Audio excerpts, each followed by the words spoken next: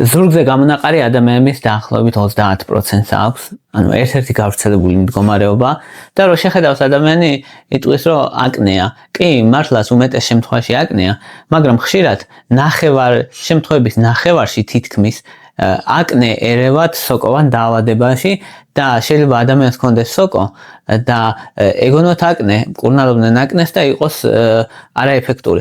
ვისაუბრებთ ორივეზე, აკნეზე, ზურგზე განსაკუთრებით, როგორ უმკურნალოთ, როგორ გავარჩიოთ, ხომ არ არის სოკო და რომელი სოკოვანი დაავადებაა, რომელიც გავს აკნეს და როგორ უმკურნალოთ მასაც. აკნე როგორ ჩნდება? ყველაზე მთავარი არის ხოლმე რომ ჩვენ გვაქვს თმის ფოლიკულები შეიძლება დაიხშოს რითი ცხიმით, ზედმეტი ცხიმით თუ აწარმოა ჩვენმა ორგანიზმმა, თმის ფოლიკულებში არის ასევე ცხიმოვანი ჟირკულები, რომელიც ცხიმს უშვებს, ერთად არის ეგენი. და ბევრი ცხიმი თუ მოვიდა, იქ კანის უჯრედები მუდმივად გვკვდება. ეს უჯრედებიც თუ გაერია, აიზილა მოკლეს ერთმანეთში, გაჭედავს თმის ფოლიკულს, ვეღარ ამოდის. იქ მრავლდება მე ბაქტერიალურ მრავლდება, შემდეგ ჩვენი იმუნური სისტემა ამას აღიქვას როგორც მტერს, utევს, შემდეგ ინფექცია ვითარდება და ანთების ნიშნები, სიწითლე, შეშუპება და ზოგ შემთხვევაში დისკომფორტის შეგრძნება და ჩირქი კიდე და ამიტომ ადამიანი ხედავს ამას როგორც თავებს, თეთრ თავებს, ზოგჯერ შეიძლება თეთრი თავების გარეშე იყოს, უბრალოდ კვანძს გავდეს, ანუ წითელი გამომბერილობა, უბრალოდ წითელი გამონაყარი შეიძლება იყოს. ზოგ შემთხვევაში შეიძლება შავი თავები ქონდეს, ეგეც აკნეა. ამას კომედონებს ეძახიან ხოლმე, როცა დაიხშობა თმის ფოლიკული და ეს კომედონები არის აკნეს მახასიათებელი. აკნეს მთავარი თვისება კიდე ის აქვს, რომ შეხედავ ადამიანს აქვს პოლიმორფული გამონაყარი. რას ნიშნავს პოლიმორფული? ნიშნავს რომ შეხედავ ყველა ერთნაირი გამონაყარი არაა. ზოგ შეიძლება თავი ქონდეს, ზოგს არ ქონდეს, ზოგ შეიძლება შავი თავი ქონდეს, ზოგს თეთრი, ზოგი უბრალოდ წითელი გამომბერილობა იყოს. აი ეს არის პოლიმორფული, რომელიც აკნესთვის მახასიათებელია. კიდევ ვთქვათ რა უწყობს აკნეს განვითარებას ხელს. უწყობს, როცა ძალიან ტანზე მომჯდარი, აი რო ვერ სუნთქავს რო ამბობენ, ეგეთი ტანსაცმელი რო აცვია ადამიანს, სპორტული ტანსაცმელი, ან როცა სპორტ დარბაზში დადის ადამიანი ვარჯიშობს და ეგეთი ტანსაცმელი აცვია, ოფლიანდება, ეგ აკნეს განვითარებას ხელს უწყობს. ასევე ოფლიანობა უწყობს ხელს, რატო ეს ოფლი რო ერევა ამ ცხიმში და ეს უჯრედებში, ადვილად ახშობს უფრო მეტად ამ თმის ფოლიკულებს, ამიტომ ადვილად ვითარდება ამ დროსაც აკნე. ასევე გენეტიკური წინასწარ განწყობა ძალიან მნიშვნელოვანია, რას ჭამს ადამიანი, თუმცა ეგ იმდენად კრიტიკული არ არის, რამდენადაც თუნდაც გენეტიკა, მაგალითად თუ მშობელს აქვს აკნე, შვილს აქვს დაახლოებით 2-ჯერ ან 3-ჯერ გაზრდილი რისკი, რომ შვილსაც განვითარდება აკნე. ასევე ის ეპიზოდები, როცა ჰორმონები არასტაბილურია, განსაკუთრებით ტესტოსტერონი. ტესტოსტერონი კაცური ჰორმონი განსაკუთრებით მოქმედებს აკნეს განვითარებაზე. მაგალითად, როცა გარდატეხისა და ასაკი აქვთ ბავშვებს, თინეიჯერებს, ტესტოსტერონი იწევს ერთბაშად ვზევით და აი ეს ერთბაში ფლუქტუაცია, ანუ ცვლილება აკნეს უწყობს ხელს. მეორეს მხრივ, მაგალითად მენსტრუაციის წინ, როცა გამონაყარი იცის ხოლმე. რატო აი ესეც? იმიტომ რომ ესტროგენები დავარდება, ტესტოსტერონი მოიმატებს. ესეც ტესტოსტერონის გამოა. ასევე ბიჭებში მაგალითად არის ხოლმე კიდე ხშირი. ასევე ქალებში, გოგონებში არის პოლიცისტური საკვერცხის სინდრომი, როცა აქვს გოგონას, მაშინ უფრო ხშირი აკნე. რატო? იმიტომ რომ ტესტოსტერონი უფრო მაღალია. ინსულინ რეზისტენტობაც თავის როლს თამაშობს და რომ ამბობენ, გაგიგიათ შეიძლება რომ საჭმელს აქვს მნიშვნელობა. ეს ნაწილობრივ მართალია, მაგრამ ეგეც ძლიერი სტიმულანტი და ტრიგერი არ არის აკნესი როგორც სხვა რაღაცეები. საჭმლის შემთხვევაში როგორ არის? მაგალითად, ისეთი საკვები, ნახშირწყლოვანი ტკბილეულობა, რომელიც იწვევს ინსულინის გამმუშავებას, ანუ სწრაფი ნახშირწყლები, ინსულინის დონეს მატებს. ინსულინის დონესთან ერთად ინსულინის მსგავსი ზრდის ფაქტორი ეს რაოდენობა იმატებს და აი ეგ არის რაც ცხიმის ზედმეტ პროდუქციას უწყობს ხელს და წარმოიქმნება აკნე. მეორეს მხრივ სტრესია კიდე მნიშვნელოვანი ტრიგერი. სტრესზე შეიძლება თქვას ადამიანმა რომ მაგალითად სტრესის დროს ვიცით კორტიზოლი გამოიყოფა და კორტიზოლი კიდე პირიქით ანთების საწინააღმდეგოა და თუ ანთების საწინააღმდეგოა ანთება რატო ვითარდება? აკნე რატო ვითარდება? აკნე ხო ანთებაა, სინამდვილეში ანთებითი რეაქციაა კანზე ბაქტერიების მიმართ და კორტიზოლი კი ის მართალია რომ მოკლევადიანად და მაღალი დოზით როცა კორტიზოლი გამოთავისუფლდება ანთებას თრგუნავს, მაგრამ როდესაც ქრონიკული სტრესი აქვს ადამიანს, მაშინ პირიქით იმუნიტეტს თრგუნავს და ანთების მედიატორების გამომუშავებასაც ხელს უწყობს. შესაბამისად, ანთების დამთრგუნველი ვეღარ გამოდის და მეორეს მხრივ კიდე ცხიმოვან ჯირკვლებს ასტიმულირებს და ცხიმის წარმოქმნას უწყობს ხელს და ეგეც აკნეს განვითარების ხელშემწყობი ფაქტორია. ყველაზე მთავარი პირველი რიგის პრეპარატი აკნეს დროს არის ბენზოილ პეროქსიდი. ბენზოილ პეროქსიდი არის როგორც კრემების სახით, ასევე ლოსიონის სახით, გელის სახით და როგორ გამოიყენება ხოლმე? ძირითადად საღამოთი უნდა წაისვას ადამიანმა და გაიჩეროს. ან მეორე ვარიანტი არის, როცა შხაპის მიღების დროს გამოიყენება ხოლმე, წაისმევ 1-2 წუთი გაიჩერებ და მე შემდეგ ჩამოიბან. ესეც ეფექტურია.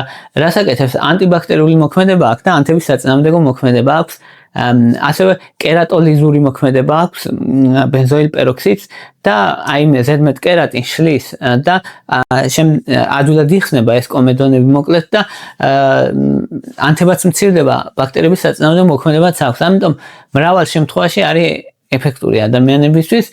ოღონდ აქ რაშია საქმე, რომ მიუხედავად იმისა, რომ კერატოლიზური ეფექტიც აქვს, ანთების საწინააღმდეგოც ნაწილობრივ და ბაქტერიების ანტიბაქტერიული მოქმედებაც აქვს, ბენზოილ პეროქსიდი ვერ ახდენს კომედონების ახლად წარმოქმნის პრევენციას. ანუ კომედონები ისე შეიძლება წარმოიქმნას. თუმცა მაღალ ეფექტურია ზოგადად, მაგრამ ისეთი ეფექტური არ არის, როგორც არის რეტინოიდები. აი ამიტომ არის რომ ხშირად არის ხოლმე რომ თუ კი აშველის ბენზოილ პეროქსიდი რეტინოიდებს ნიშნავენ, ან ზოგჯერ კომბინაციაშიც ინიშნება ხოლმე რეტინოიდებთან ერთად, მაგალითად ტრეტინოინი კრემებია, რეტინოიდის კრემებია არის, მაგალითად ტრეტინოინი, ადალეპენი, ტაზოროტინი, ანუ კრემებია რეტინოიდების, რომელიც ძალიან ეფექტურია, ანტიკომედონურს ეძახიან მაგას, რომელიც კომედონების წარმოქმნას უშლის ხელს და კომედონები არის სინამდვილეში საწყისი აკნესი. ან კომედონი რა არის? როცა იხშობა ეს თმის ფოლიკული და აი ამ დახშობას უშლის ხელს და ასევე ამ უჯრედების განახლებას ხელს უწყობს და რეტინოიდები რას აკეთებს? კანის განახლებას ხელს უწყობს, უჯრედების ცვლას ხელს უწყობს და კომედონების წარმოქმნას ხელს უშლის. ეგ არის მისი მთავარი და ძალიან მაღალ ეფექტურია მოკლედ. შესაბამისად, ხშირად გამოიყენება ხოლმე კანზე და არის მაღალ ეფექტური და ეს სტანდარტულ მკურნალობაში ხშირად არის ხოლმე აკნეს მკურნალობისთვის. ხო, მანდ არის ხოლმე კიდევ რომ როგორ უნდა მივიღოთ მაგალითად ბენზოილ პეროქსიდი და ეს ტრეტინოინი მაგალითად ანუ რეტინოიდები. ბენზოილ პეროქსიდი როცა მიიღე ერთდროულად არ შეიძლება მათ მიღება, ანუ ერთდროულად არ შეიძლება მათ წასმა. ამიტომ კარგი ტაქტიკა არის ხოლმე რომ ბენზოილ პეროქსიდი დილით მაგალითად რეტინოიდების საღამოს ან მონაცვლეობით ერთ საღამოს რეტინოიდების წასმა, მეორე საღამოს ბენზოილ პეროქსიდი. ესეც კარგი პრაქტიკაა.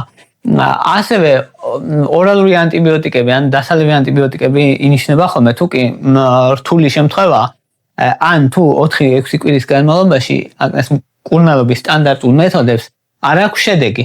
მაგ დროს ინიშნება ხოლმე ანტიბიოტიკები. ანტიბიოტიკებიდან დოქსიციკლინი არის, რაც პირველი რიგის პრეპარატია, მაგ დროს 100 მგ-იანი ინიშნება ხოლმე რამდენიმე კვირის განმავლობაში, ნუ გაშა მკურნალობის რეჟიმს.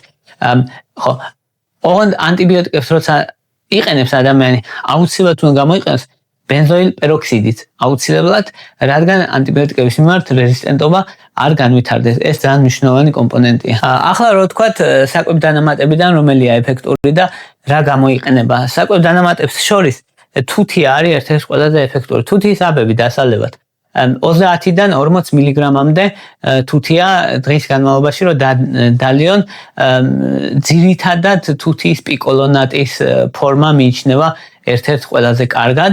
თუმცა თუთის მიღების დროს ის უნდა გავითვალისწინოთ რომ თუთია თუ კი მაღალი დოზით მიიღებ ხელს შეუშლის სპილენძის შეწოვა და სპილენძი ძალიან მნიშვნელოვანი მიკროელემენტია ბევრი ფერმენტული პროცესისთვის. ამიტომ თუთია არასოდეს 40 მგ-ზე მეტი არ მიიღო დღის განმავლობაში. აი ეგ არის ძალიან მნიშვნელოვანი, თორე ისე თუთია თითქმის 60% შემთხვევაში მსუბუქი და საშუალო დონის აკნეზე ეფექტურია იმდენად, რომ ადამიანები აღნიშნავენ, რომ აი მნიშვნელოვნად გამიუმჯობესდა, ამ მნიშვნელოვნად გაუმჯობესებას იძლევა. ჩაის ხის ზეთი არის კიდევ ერთ-ერთი ეფექტური და ბენზოილ პეროქსიდის მსგავსი მოქმედება აქვს. ანთების საწინააღმდეგო მოქმედება აქვს, ანტიბაქტერიული მოქმედება, მაგრამ პრობლემა ის აქვს, რომ ნელა იწყებს მოქმედებას, შედარებით გვიან აქვს ეფექტი, მაგრამ კარგი ის აქვს, რომ ნაკლებად აღიზიანებს კანს, შესაბამისად დადებითი მხარეც აქვს. ასევე ნიაცინამიდის ადგილობრივი კრემი გამოიყენება ხოლმე, ვიტამინ B3-ის კრემსაც ეძახიან. ეგეც ეფექტურია, აი სიწითლეს, კანის გაღიზიანებას ამცირებს და განსაკუთრებით მგრძნობიარე კანი ვისაც აქვს, იმ ადამიანებისთვის არის საკმაოდ ეფექტური და თან ბუნებრივი საშუალება, მოკლედ ეგეც საკმაოდ კარგი დანამატია. და სალიცილის მჟავა. სალიცილის მჟავა შეგიძლია წარმოიდგინოთ როგორც სუსტი რეტინოიდი, ანუ ძალიან კაია ეგეც, ხსნის ფორებს და კომედონების წარმოქმნას ხელს უშლის. ოღონდ ეგეც ნელა იწყებს მოქმედებას და შედარებით ხანგრძლივი დროის განმავლობაში მიიღება ჭირდება. თუმცა ეფექტურია და ბევრი ფორმებია გელის, კრემები, ლოსიონი, დაბანვისას გამოსაყენებელი, მოკლედ სხვა ფორმები არის, რომელიც ეფექტურია და თან კიდე ბუნებრივია, ამ ხრივაც კარგია. ხო, და ადაპალენია ხოლმე კიდე, რომელიც იყიდება ესე ურეცეპტოდ და ხშირად ძალიან მარტივი მოსახმარი რეტინოიდია, შედარებით სუსტი, მაგრამ არის ეფექტური ეგეც. ხო, აი ეს მკურნალობები, რაც ჩამოთვალე, თითქმის ყველა არის ძალიან მაღალ ეფექტური. პირველი სამი რაც თქვი, განსაკუთრებით ეგ არის პირველი რიგის მკურნალობა, დანარჩენები არის როგორც დამხმარე, როგორც დამატება. მაგრამ ამათაც მაღალ ეფექტურობა გააჩნიათ. და შესაძლებელია ხა იმ ადამიანებს, ვისაც არ უნდა რომ იმკურნალოს წამლებით, შეუძლია იმკურნალოს ხოლმე, ამით ბევრ ადამიანს აქვს ეფექტი, ეს ბუნებრივი საშუალებებით. ახლა ვისაუბროთ შემთხვევაზე, როცა ეს გამონაყარი ზურგზე არ არის გამოწვეული აკნეთი, არამედ გამოწვეული არის სოკოთი, რომელიც ასევე საკმაოდ ხშირი შემთხვევაა. და ეს სოკოს გამომწვევი არის სოკო მალაცეზია, რომელიც პიტიროსპორიუმი, ასევე პიროსპორიუმის ფოლიკულიტის სახელითაც იცნობენ. ეს სოკო ისედაც გვაქვს ჩვენ, მაგრამ კანზე მრავლდება მოკლედ რა და იწვევს ამ ფოლიკულის ანთებას, ფოლიკულის იწვევს და ოღონდ განსხვავება რა არის, რომ აი თუ თქვით მაგალითად აკნეს შემთხვევაში, რომ პოლიმორფული გამონაყარი, ანუ თეთრთავიანები, შავთავიანები, კვანძები და სხვანაირი გამონაყარი გვხდება, მალცეზია როცა ერთგვაროვანი გამონაყარი, აი ეგ არის მნიშვნელოვანი სხვაობა და მალცეზია მიცის ძლიერი ქავილი და აკნე მარიცის ქავილი. ეგ არის მთავარი განსხვავება, ანუ ერთგვაროვანი გამონაყარი, იმან ქავილი იცის, მალცეზიამ სოკომ აკნე მარიცის ქავილი. ეგ არის მნიშვნელოვანი ძალიან. ხო, და სოკოს საწინააღმდეგო კრემები შველის კეტოკონაზოლი მაგალითად, კლოტრიმაზოლი და სელენიუმის სულფიდი მაგალითად, ციკლოპიროქსი.